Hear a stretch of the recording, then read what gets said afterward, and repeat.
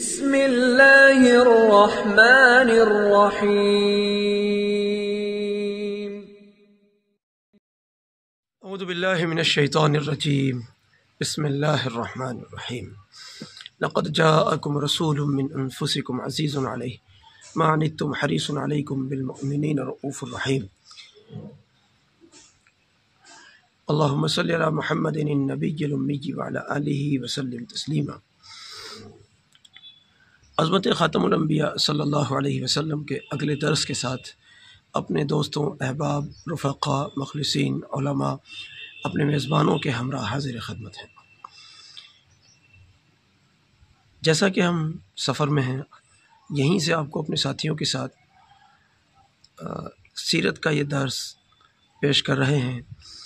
دراصل نبی اکرم صلی اللہ علیہ وسلم کی سیرت طیبہ کو جب ہم چاہے تو خود دیکھتے ہیں یا پھر خود دیکھنے کے علاوہ اگر غیر اقوام کے سامنے بھی پیش کرتے ہیں تو ایسا تو ہو ہی نہیں سکتا کہ نبی صلی اللہ علیہ وسلم کی سیرت مبارکہ کو دیکھنے والے، جاننے والے، پڑھنے والے، سننے والے اس عظیم الشان سیرت سے مانوس نہ ہو۔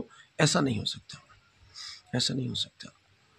اس لیے ہم مسلمانوں کو یہ بات بہت واضح طور پر کہتے ہیں کہ نبی صلی اللہ علیہ وسلم کی جو سیرت ہے وہ صرف مسلمانوں کے لیے نہیں ہے۔ یہ غلط فہمی ذہن سے نکالیں۔ دین اسلام صرف مسلمانوں کے لیے نہیں ہے۔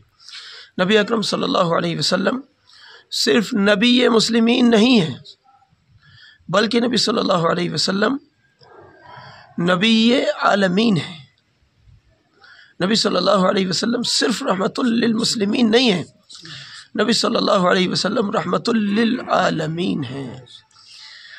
میں نے پڑھا ہے ایک جگہ، حضرت مولانا عاشق لاہی صاحب بلند شہری رحمۃ اللہ علیہ نے جو علامات قیامت کے حوالے سے لکھا ہے، وہاں انہوں نے لکھا ہے کہ نبی صلی اللہ علیہ وسلم کی شفاعت کے 6 حصے ہوں گے، 6 قسمیں ہوں گی۔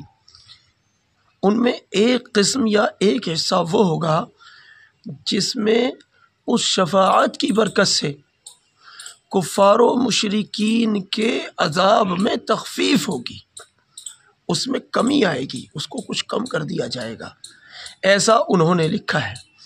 تو کل ملا کر یہ ہے، اس سے بھی ہمیں بات معلوم ہوتی ہے کہ حضرت نبی اکرم صلی اللہ علیہ وسلم رحمت للمسلمین فقط نہیں بلکہ رحمت للعالمین ہیں۔ سارے جہانوں کے لیے سردار ہیں تو سارے جہانوں کے لیے ہی رحمت ہیں۔ تو سارے جہانوں اور سارے سرداروں کی رحمت کو نبی صلی اللہ علیہ وسلم کی شکل میں جاننے والوں، ماننے والوں، اس پر ایمان اور یقین کامل رکھنے والے مسلمانوں، آپ کی ذمہ داری اور زیادہ بنتی ہے کہ نبی اکرم، نبی آخر الزمان صلی اللہ علیہ وسلم کی سیرت طیبہ کو جانو، پڑھو، پڑھاؤ، سنو، سمجھو، سیکھو، سکھاؤ اور اس سے اپنی زندگیوں کو مزین کرو۔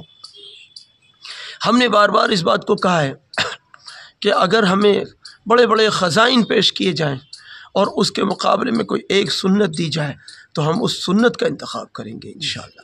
ہمارے نزدیک دنیا کے خزانوں میں سب سے بڑا خزانہ تو یہ ہے کہ اللہ اور اس کے رسول صلی اللہ علیہ وسلم ہم سے خوش ہو جائیں، تو پھر جس طریقے پر خوش ہو جائیں، یہی دنیا کا خزانہ ہے، یہی عقبہ کا خزانہ ہے، یہی اصل خزانہ ہے، یہی اصل ہے، یہی اصل ہے، یہی اصل ہے۔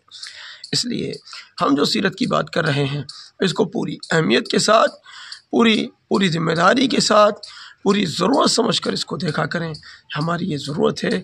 اللہ رب العزت اپنے فضل سے ہم سب کو سیرت کے فیضان سے مستفیض فرمائے، سیرت کو ہماری مشغولی بنائے، اور یہ جو خدمت اللہ لے رہا ہے اس پر اللہ کا شکر ادا کیا جائے، اس پر اللہ کا شکر ادا کیا جائے، اس پر اللہ کا شکر ادا کیا جائے۔ جزاک اللہ۔ السلام علیکم ورحمۃ اللہ وبرکاتہ۔